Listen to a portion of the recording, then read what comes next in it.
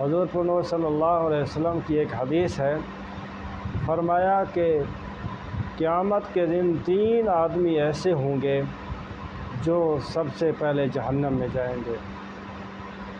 ایک اللہ تبارک و تعالیٰ کا وہ نیک انسان ہوگا جس کو سخی کہا جاتا ہے، جس کو اللہ تبارک و تعالیٰ نے مال و دولت دی تھی اور دنیا میں نعمتیں عطا کی تھیں۔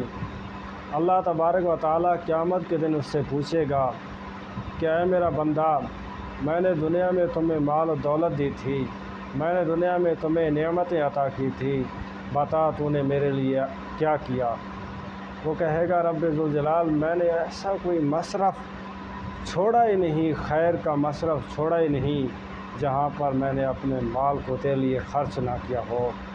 اللہ تبارک و تعالیٰ فرماتے ہیں کہ تم نے ریاکاری کے لیے کی ہے، لوگوں کی واہ واہ کے لیے کی ہے، تاکہ لوگ میری تعریف کریں، مجھے سخی کہیں، لہٰذا سب سے پہلے اس کو جہنم میں ڈال دیا جائے گا۔